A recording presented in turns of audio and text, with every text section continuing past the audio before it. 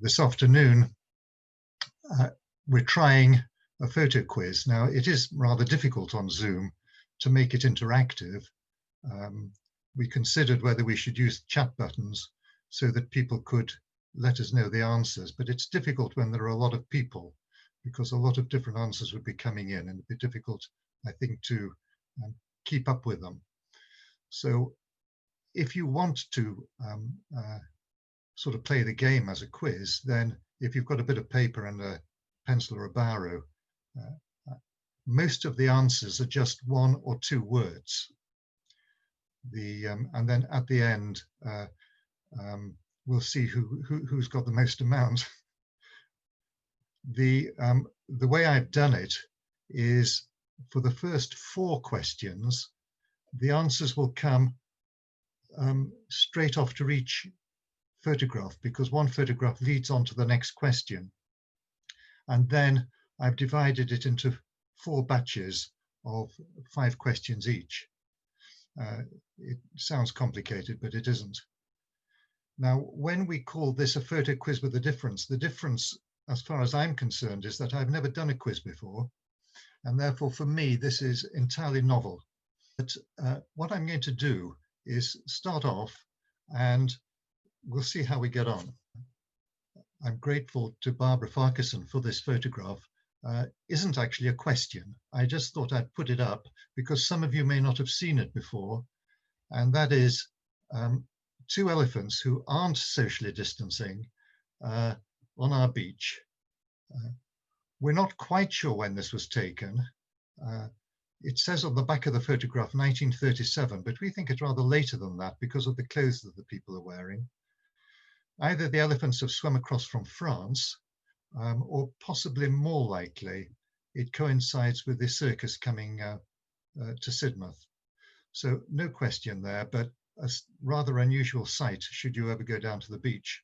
I'm thanking these people who, to various degrees, have either showed me photographs or given me information about the photographs, or in some way connected with what I'm going to show.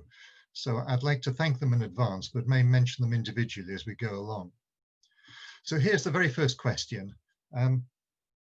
Which is this building? Which is this building? So it's just a 2-word answer, and I'm going to give the answer quite soon.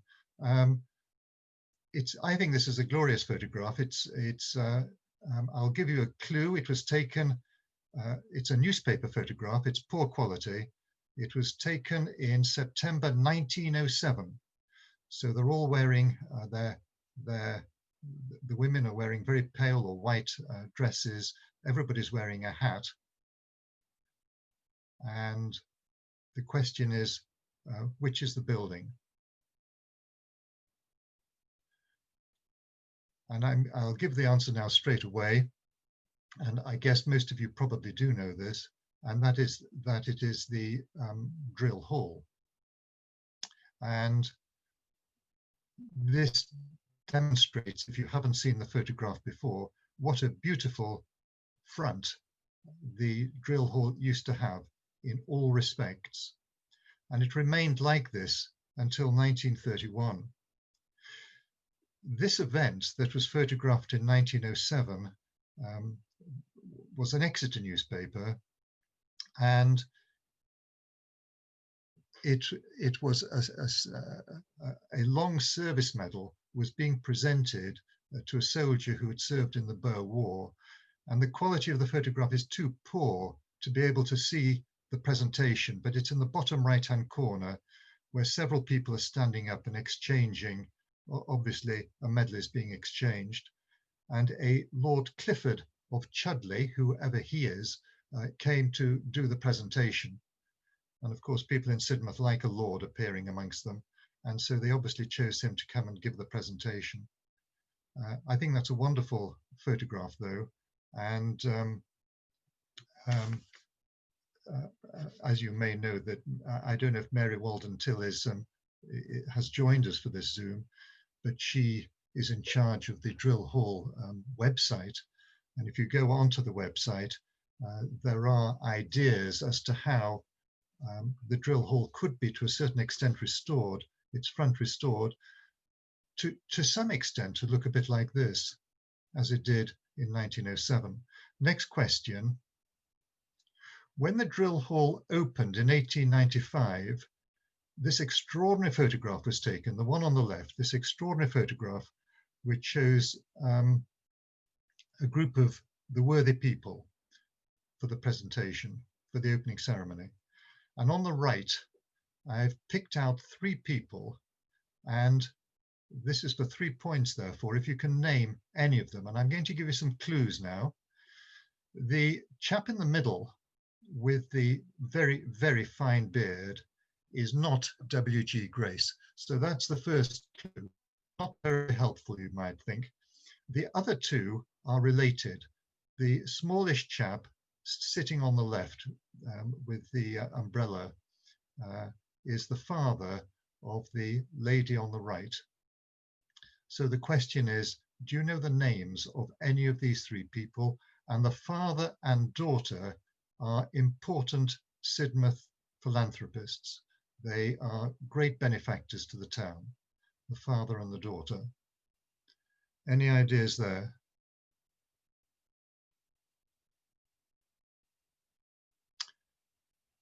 And I will give the answers. The father and daughter are the Radfords.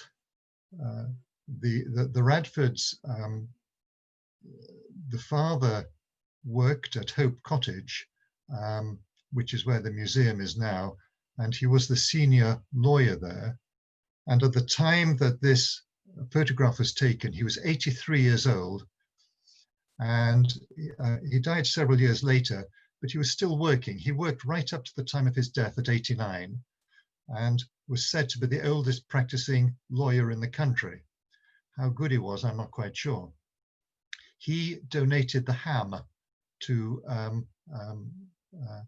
the town when it came up for sale as building land, and he made sure it wasn't built on apart from that bit on which the drill hall was built, and therefore he bought the land so that the drill hall could be built on it, and that's why he's at this opening ceremony. So a very important figure as far as Sidmouth's history is concerned.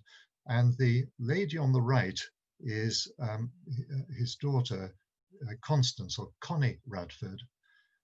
Hope Cottage was bequeathed to her after George Radford's death, and she in turn bequeathed it to the council, providing it was used for educational or scientific purposes. And initially it became the first free library in the town, and then in 1970 it became the museum. So the person in the middle, as I guess some of you will have recognized before, is the 3rd Baronet, John Kennaway. He didn't live in the town. He was the Member of Parliament for East Devon and turned up at most important ceremonies, it seems to me. And he was also the father of the house in the House of Commons because he'd been a member for so long.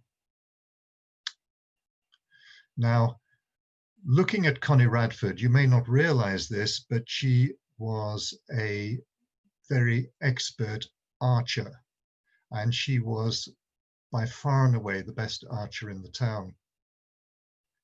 And this brings me on to the next photograph, which shows an archery field. There was more than one archery field in Sidmouth. It was an extremely popular sport, particularly amongst women. Croquet was becoming more popular, but nevertheless, archery was really important. And when you look at newspaper reports, Connie Radford seemed to win the prize each time there was a tournament. It always seemed very one-sided. Can any of you think where this archery field is in Sidmouth? We showed this at our history group meeting that Brian Golding runs, and it caused a lot of discussion. And eventually we came up with the correct answer. So can you deduce from this where you think this archery field is?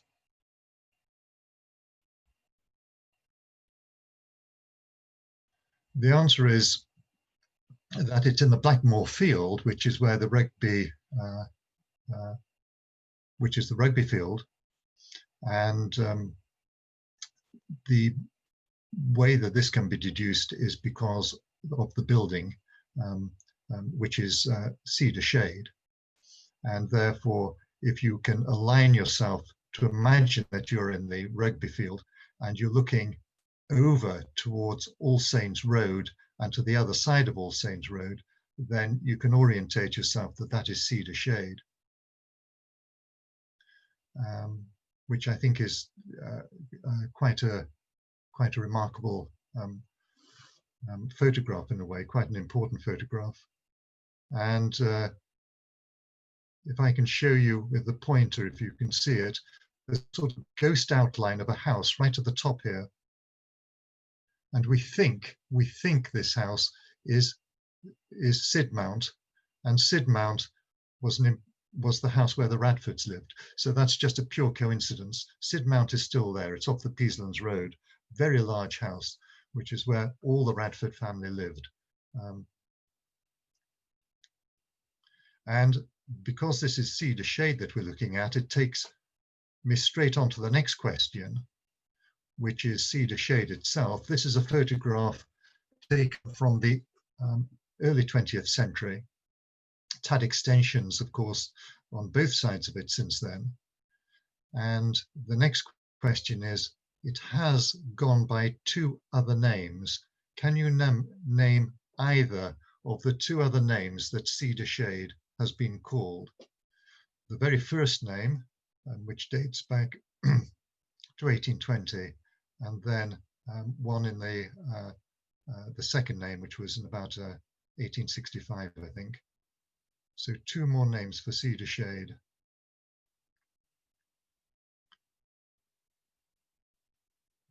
The answer's coming up now. And Bellevue was the first name. And this, from our point of view, is quite an important one because Cedar Shade has a blue plaque, and it has a blue plaque because it's where Elizabeth Barrett, later Elizabeth Barrett Browning, it's where she came to live, having moved from Fortfield Terrace.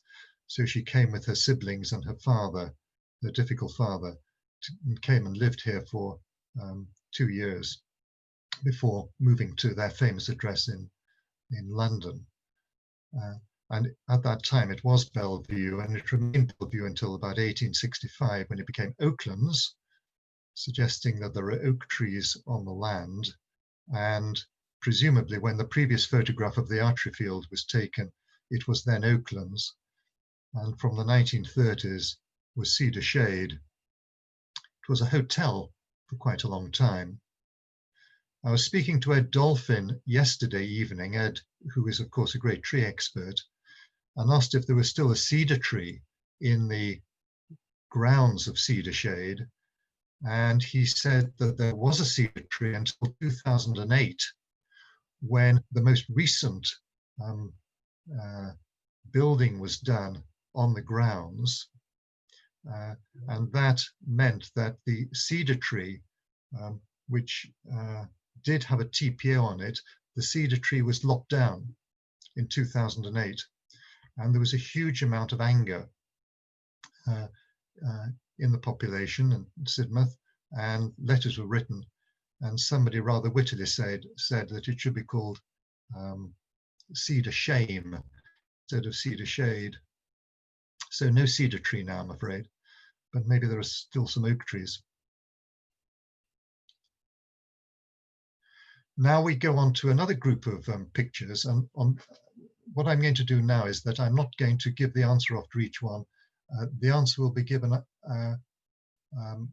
after we've seen 5. So here is a house in High Street called Myrtle Hall, which I think was built round about 1820 or so, and it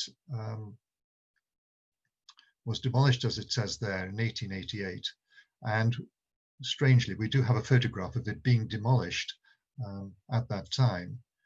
And the question is, what was it replaced by in High Street? If you walk along High Street now, what would you see where Myrtle Hall was? There are two possible answers to this, because it's quite an extensive bit of High Street that the grounds and the house occupied. So that's the question, the first question.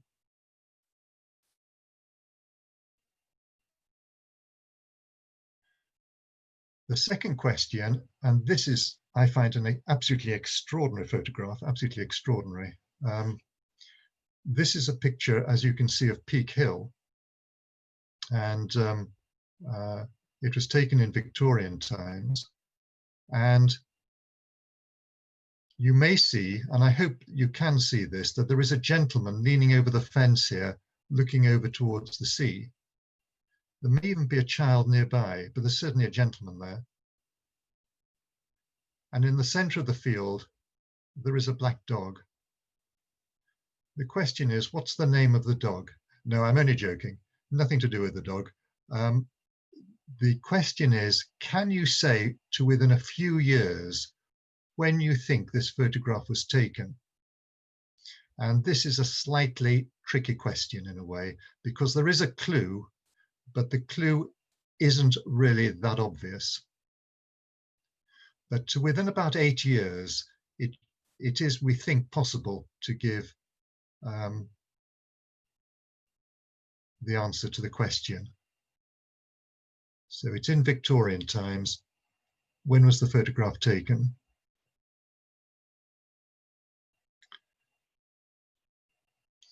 Complete change of subject now. What was the name of this building? You may recognize it. It's tricky if you don't recognize it, but if you do recognize it, what was its original name?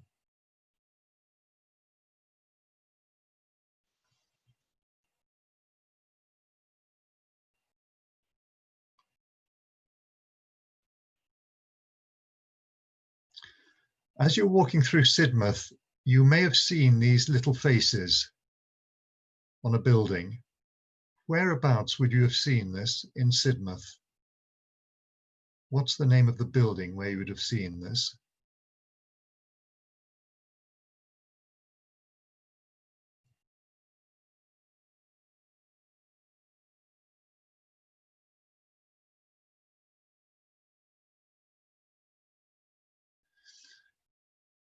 And the last one of this section, this is a photograph, as you may recognize, in High Street of the Methodist Church.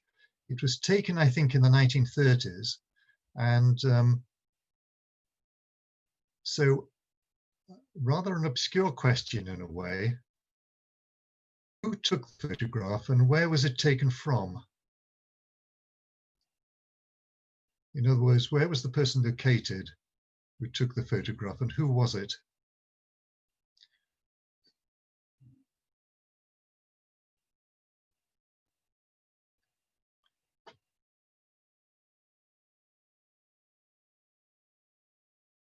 It's in Reg Lane's History of Sidmouth, which is a very, very good photographic book of Sidmouth. So the first one, going back to Myrtle Hall in the High Street, it was replaced by the Masonic Lodge. The Masonic Lodge, which I guess you've passed many times. And you can see that Myrtle Hall had quite a large expanse on High Street, and this large entrance as well. Large grounds.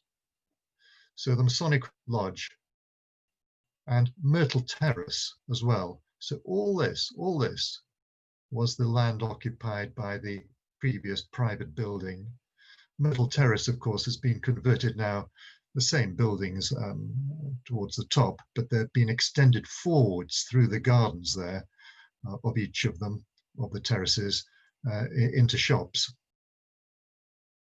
They were private houses initially.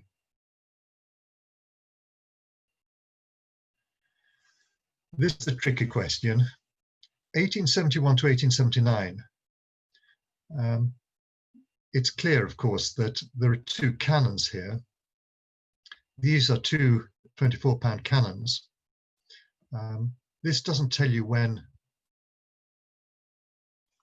the photograph was taken, but the background to that is that in 1859, there was a scare of a French invasion. Palmerston, the Prime Minister, put the wind up people by saying that the French could invade. And it was a spurious alarm because they had no intention of invading. But nevertheless, the local militia, the volunteers, were mobilized all along the south coast. And these two cannons in 1859 were placed in the fort field, as you would expect. But then when it was clear that there was going to be no invasion, they didn't know what to do with the cannons. They brought them up to Peak Hill, and they were still there clearly in the 1870s when this photograph was taken. And the clue as to when this photograph was taken can be, and I apologize that it's so poor quality, but this is the clue: Jacob's Ladder. Jacob's Ladder, in its first structure, was straight up and down. It was a straight up and down ladder built in 1871 and was hopeless for people to use because it was frankly quite dangerous. The women didn't use it at all, and the men used it reluctantly to get down to the beach below from Peak Hill, and therefore, well, from the lime kiln.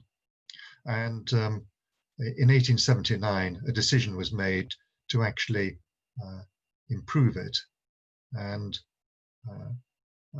the shape of the ladder, which I'll show in the next photograph, became roughly what it is now. The building behind is quite an interesting one because that is Cliff Cottage, not Clifton Cottage, but Cliff Cottage. And Cliff Cottage was a very large house, not really a cottage at all. And it's famous in our history because it's where the Kent family lived. And it was soon after they moved from here to Wiltshire that the famous Victorian murder occurred, in which Constance Kent was said to have committed the murder. So it was a rather sinister house with sinister memories. And this is an interesting photograph, an elevated photograph of Cliff Cottage, Sea View as it became. It's interesting because, of course, this is now the Connaught Gardens. So it's just interesting to see the full extent of this very large house and some of the land, which of course is still used in the Connaught Gardens, which you, I guess, can recognize. And you can see how Jacob's Ladder is much more like the Jacob's Ladder we're used to now, in as much as it's much easier to get up and down. So very extraordinary photographs, I think. Marine Place is the name of the building, and what interested me was the appearance of the gentleman second from the left here at the front, because I'm sure that that is Tom Woolley, one of the Woolley fishermen, part of the Stephen Reynolds story. Certainly looks very like him. This is probably taken in the first decade of the 20th century, and Marine Place was lodging houses, and not very smart ones either. I think you get that impression. And it became Hotel Riviera. And if you look at the long picture, our famous long picture, the building looks much more like this appearance than Marine Place. For some reason, Marine Place was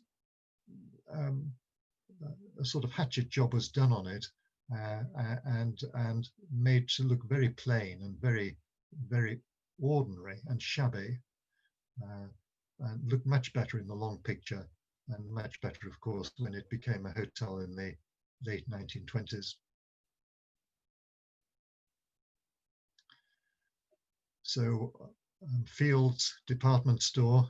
I wonder how many people recognize the little figures.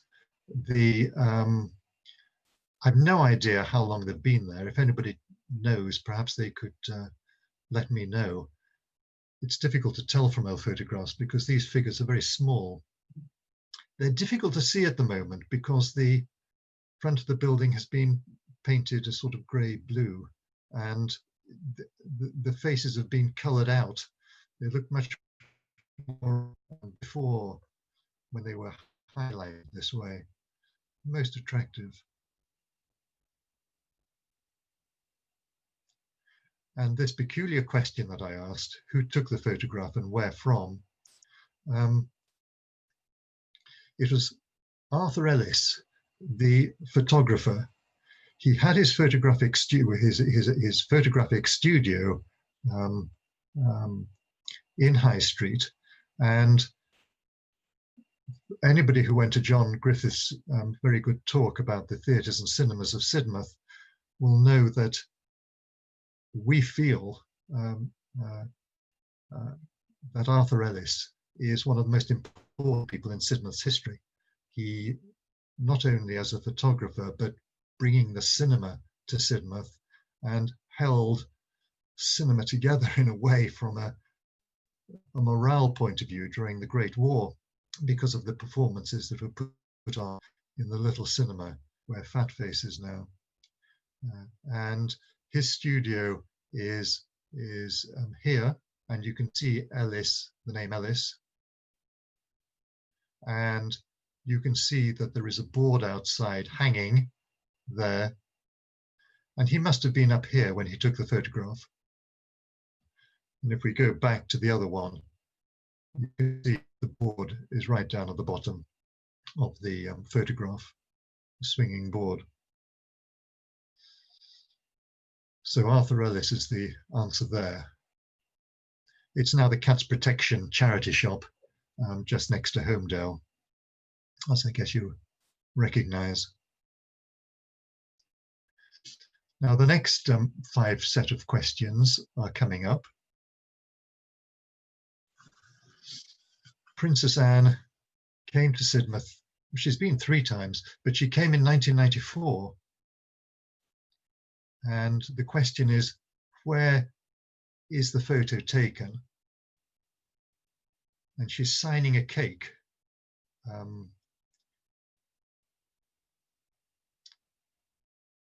So where was this photograph taken in Sidmouth in 1994?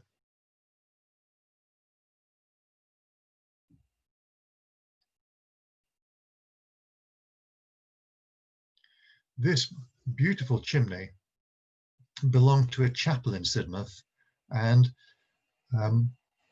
when the chapel was demolished, the chimney was saved and has been placed for safekeeping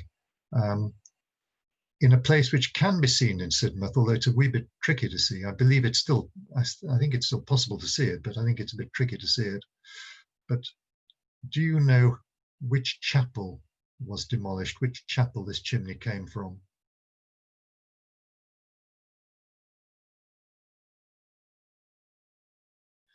I'd like to thank the Barnards for pointing out this photograph to me.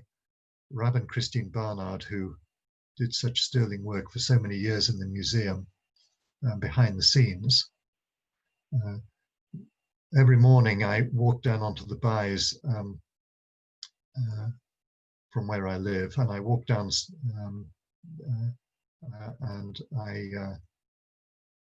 this is one of my favorite photographs. Do you know exactly where it is, or the name of the bridge that can be seen there?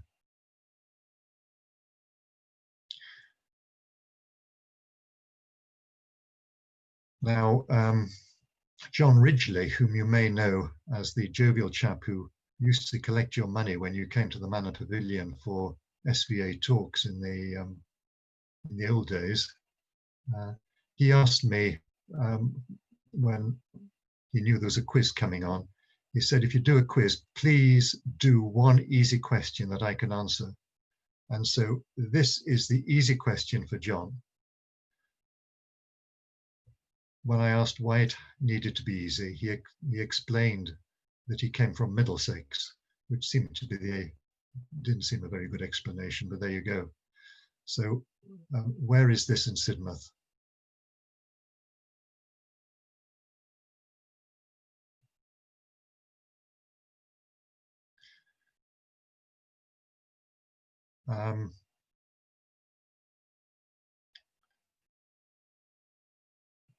Now, this is to spot the difference question between the two toll houses. The first photograph was taken in the early part of the 20th century, and the second photograph in freezing conditions about a week ago. Which might be a bit difficult to see if the photographs of people that are attending the meeting today obscure it. I'm sorry, I can't do anything about that.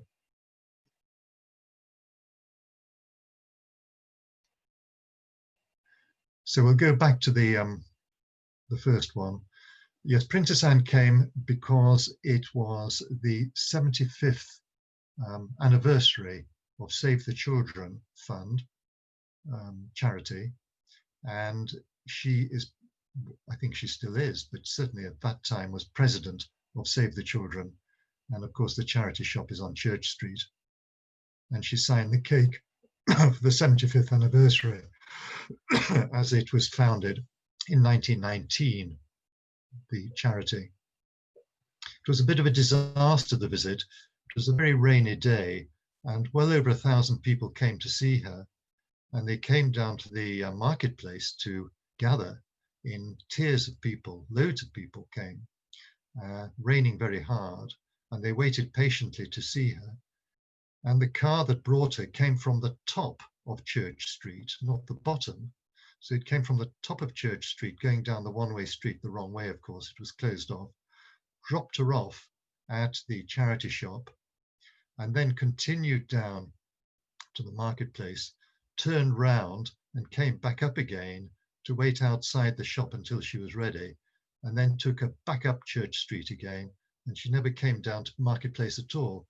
So at least 1,000 people never saw her. They just got completely soaked and weren't best pleased, according to the newspaper report.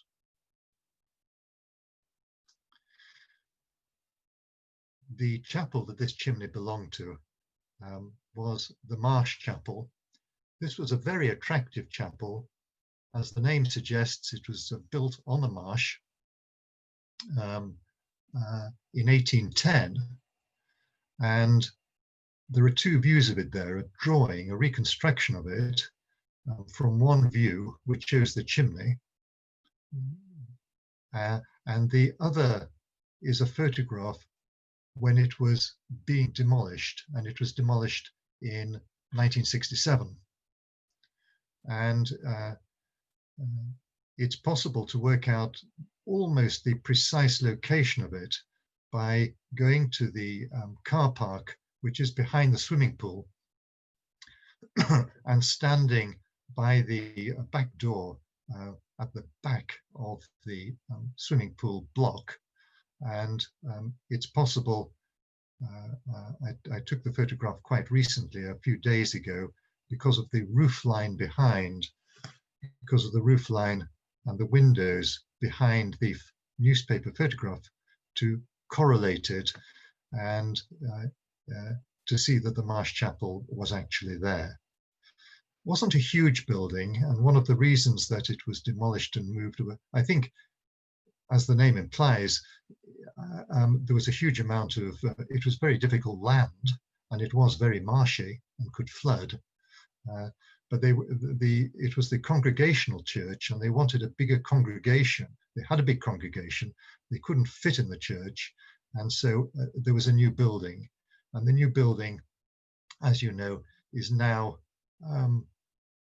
what was the United Reformed Church. the names of the streets are quite interesting, and that is that when the Marsh Chapel was built, the street was named after it, Chapel Street. Before it was called Sid Road, which is rather odd. And then it was pulled down, and before it was pulled down, the new building in 1846,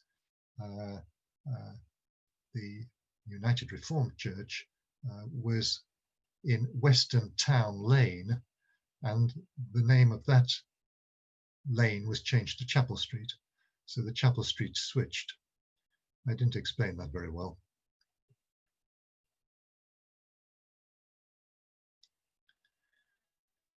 Yes, this is Lyme Park Bridge. Lyme Park Bridge, which of course doesn't exist anymore,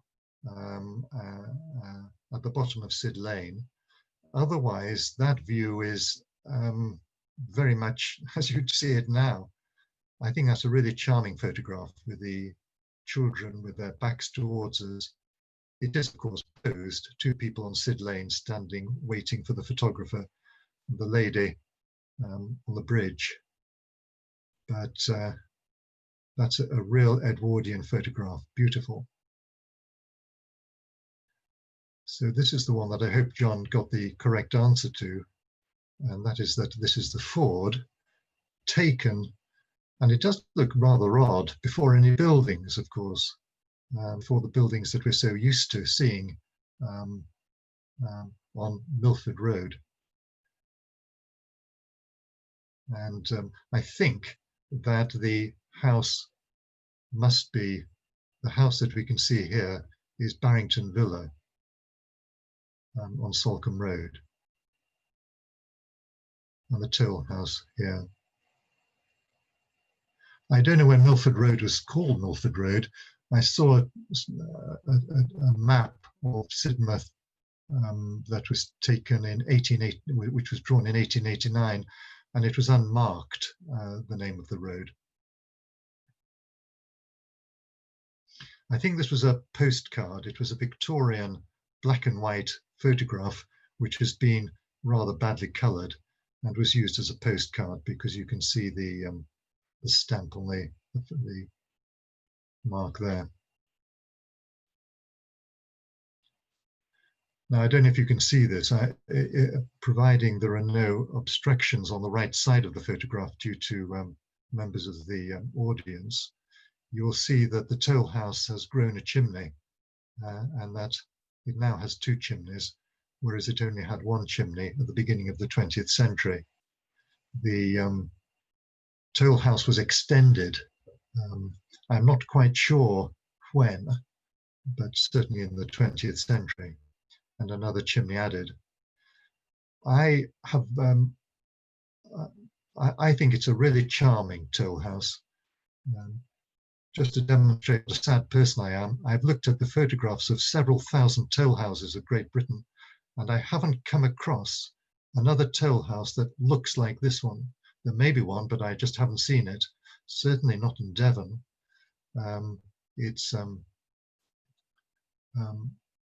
We take it for granted because you just walk straight past it and may not give it a second look.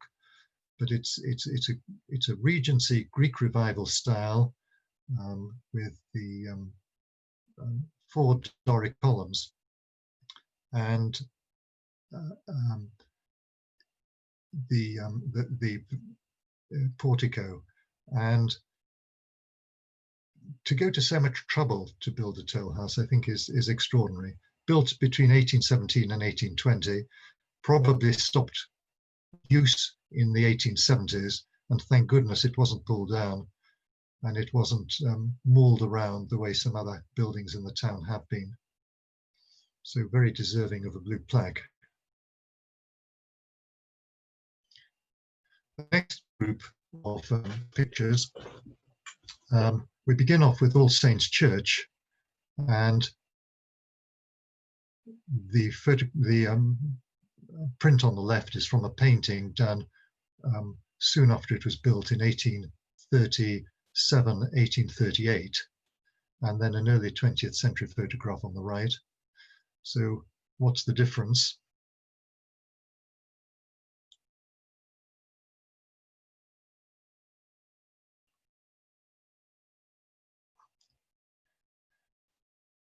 This is a view taken from Mill Lane, now called All Saints Road.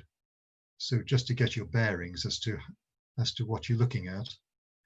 And what is the name of the thatched building on the right?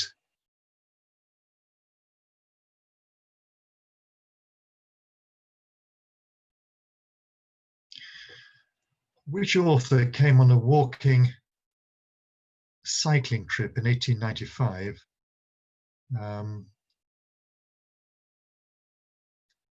And the photograph on the right is not probably taken when he was in Sidmouth, but the type of cycle that they both shared.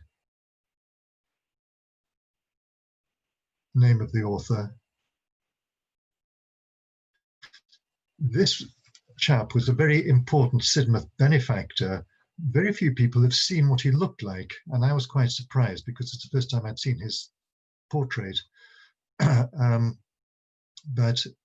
an extremely wealthy man who came to live in Sidmouth and with his wife. And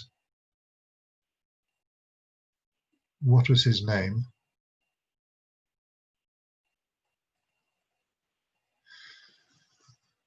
What is the connection between these two buildings? This is the final one of this section. What connection is it between these two buildings?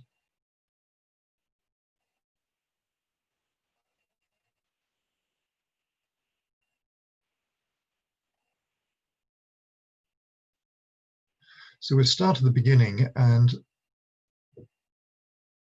the difference, I guess, that's fairly obvious, is the pinnacles have been removed. I don't know when the pinnacles were removed. Pevsner, in his Buildings of England, the South Devon edition, 1952, simply describes oddly clumsy pinnacles. He wouldn't have known, I don't think, how they would have looked originally. I think it's very sad that they were removed.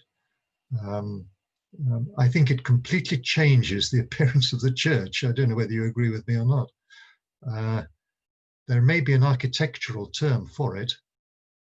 As an ex-medical person, I'd call it circumcision, but I don't think that's the architectural term. But it is amazing how an appearance can change. I presume they'd become unstable. One of them had to be removed, and so they decided to take them all off. If anybody knows the answer to that, I'd be interested.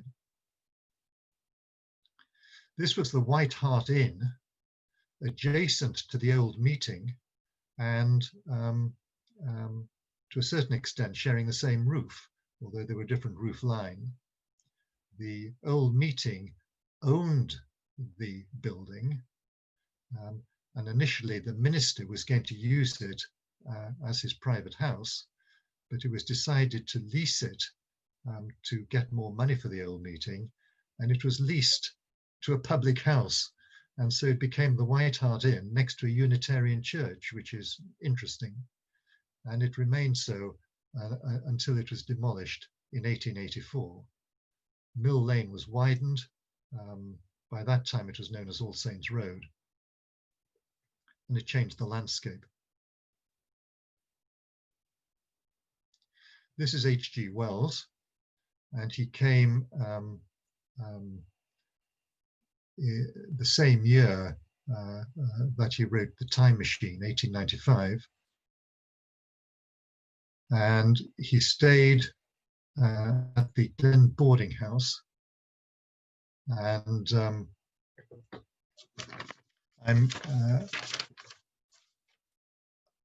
I think that if you look down there, you can see under the Glen boarding house the name Mr. and Mrs. Wells. So he signed in his girlfriend as Mrs. Wells.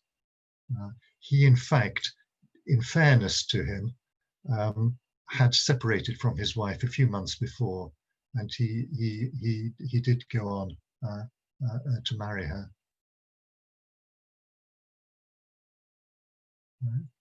I'm very grateful to Christine Hardy for pointing out this, who was at the Glen boarding house at that particular time. And you can see that the second from last person named there is Joanna Lumley's great-grandmother. No, I'm only joking. This was Richard Henry Wood, the philanthropist. His dates are 1820 to 1908. So he was in his late 80s when he died. And his money came from his wife's family. They were both very religious people and very keen for the money to be given away. And one of the grants that he made when he came down to Sidmouth, he came to live in Belmont, was to buy their first fire engine, a steam fire engine, a Merryweather fire engine. When I understood it to be a steam fire engine, I thought it meant a steam engine to propel it. In fact, it was a steam to work the pumps. It was still horse driven. And there's a red circle round Mr. Wood. That's in 1902, but he's better known for saving Fort House, which is now Kennaway House, of course, but he saved Fort House from being pulled down and renovated it at great expense and changed the name to Church House. It didn't belong to the church, but it was used by the church for visiting clergymen coming to Sidmouth. And this is the opening in 1906. And once again, Sir John Kennaway has managed to get himself into the photograph. I was looking at the photograph in detail the other day, and it looked to me as if Sir John Kennaway had had his left leg amputated just above the knee, because he's got no left leg. But then when I was looking at it again, I realized that his left leg was simply behind the lady, and the frock coat had given the appearance of him being an amputee. So I think Sir John had his full complement of legs. Convent of the Assumption, the French Roman Catholic sisters that came to Sidmouth in 1881. The first convent was in Cottington, which is no longer there, but fine house.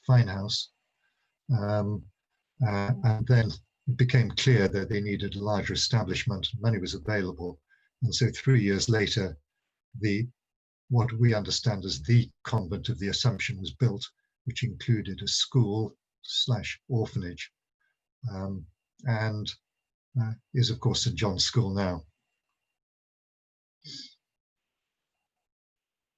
So we come on to the last group of pictures, and the first one, the two pictures here. On the left, it shows you some buildings that were destroyed by fire in 1847. And at that time, the late evening when the blaze started, Peter Orlando Hutchinson was eating out, having dinners out, and he was being entertained at Salcombe Lodge. And it was noted that there was a fire in the town, and the group that he was with went out onto the lawn and looked at the blaze late in the evening and saw that the smoke and the fire, and they may have smelt it as well. I don't know if you know where Salcombe Lodge is. It's quite close to where I live, but it's very hidden, very hidden. If you're walking along Sid Road, out of Sidmouth, past the Byes, before you get to Sid Lane, there's a little drive on the left, and there are 4 houses down there, very hidden away. And Salcombe Lodge is I think, somebody's second home from London, and there's a photograph of it, an old photograph. It's a really delightful Gothic Regency house, and it seems as if time has forgotten it completely down there. I went recently trespassing to look at the house again, and imagining Hutchinson coming out and seeing the fire in 1847. So which buildings were destroyed in the 1847 fire? The clues in the drawing.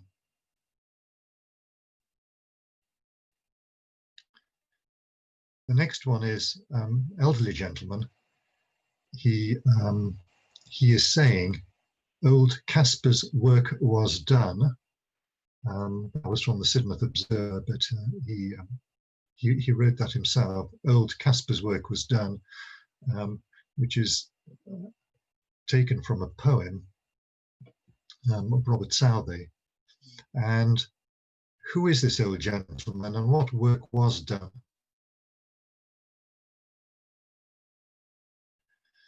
This is a rather obscure question. This house on the left is still there and largely unchanged, I think, and the grounds. What is the name of the house?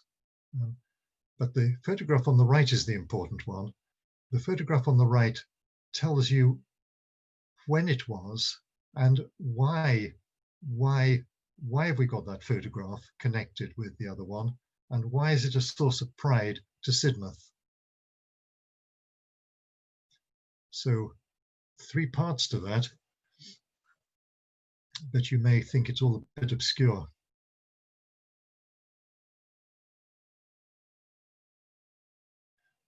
This photograph was taken from the top of Salcombe Hill Road and looking down and looking west. And we've put a red line around a field, and the field gives the clue as to when this photograph may have been taken.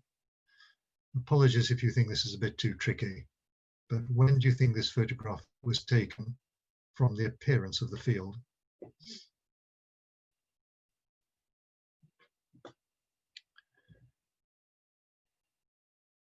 And the very, very final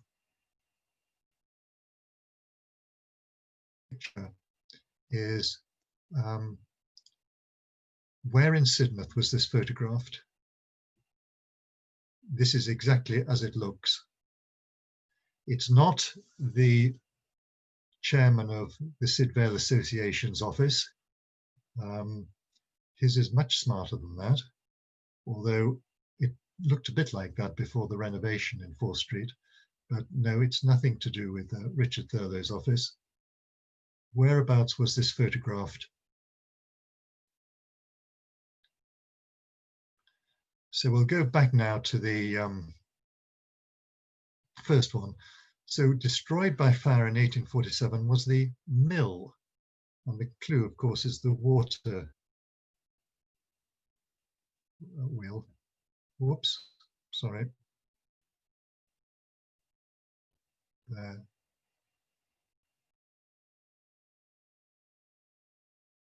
And these are the 2 buildings now that occupy that site, Ford's and Post Office and the adjacent Tesco. So this was the Manor Mill.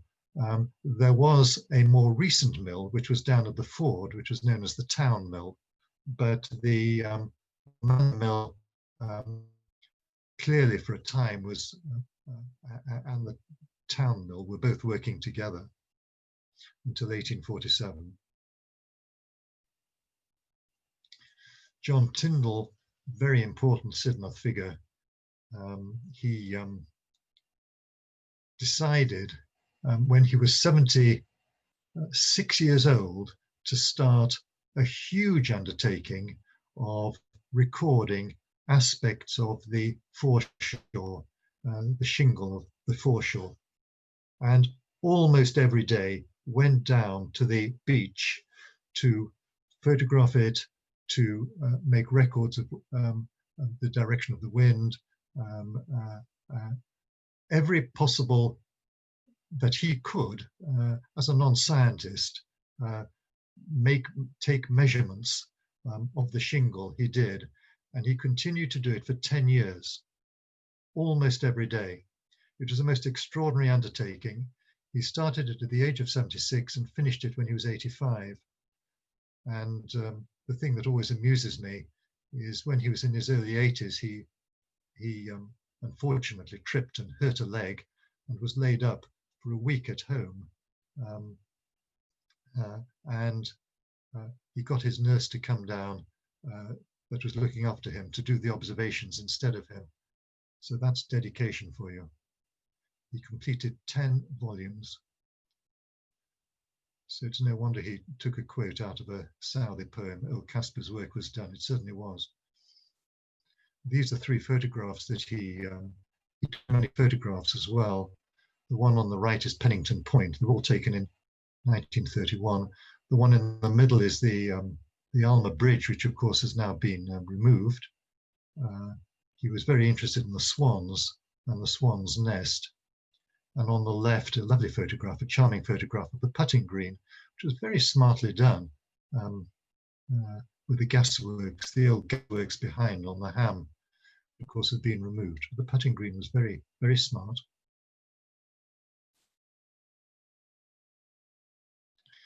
The name of the house is Pauntley, and the picture on the right shows you evacuee children.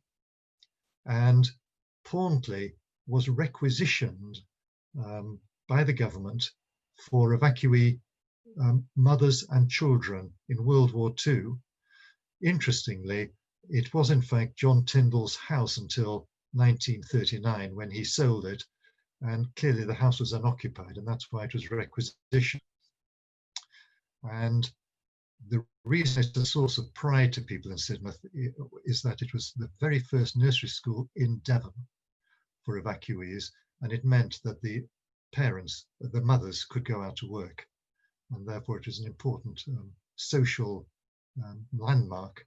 And it was one of the first nursery schools for evacuees in the country, never mind Devon. So very important.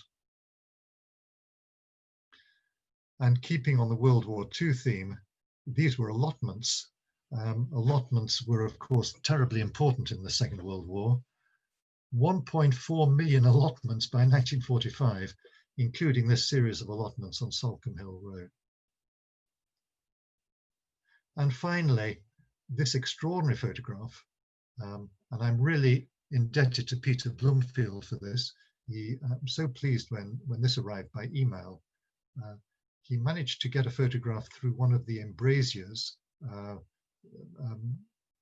sticking his small camera through and taking the photograph of the Pillbox in Connaught Gardens, because I've always wondered what it looks like inside. I thought I might see a skeleton of somebody of the home guard inside, but in fact didn't do that. But nevertheless, it is extraordinary. But the other thing that Peter contributed to my understanding of the Pillbox is that if you take a photograph on the side, you can see there the side that we normally see is here, but the side facing the sea, which of course had embrasures as well, and was important to see whether there was going to be an invading force, how large the Pillbox was. It really was a very large structure with a wall inside. So it was much larger than your average Pillbox. I went online to find out about pillboxes, and having Googled Pillbox, it came up with Boots the Chemist and Lloyd's the Chemist. And I realized, of course, that it was a different type of pillbox they were talking about. So thank you very much. I wonder if you can tot up your scores. And if we have a way of using the chat box, and if anybody wishes to send me any messages, polite or otherwise, please do so. But there are no more questions. And I'd be interested to know how many points anybody gets. I think there are a maximum of about 30 points, but I know that some of them are rather obscure. So I'm very happy to take any comments.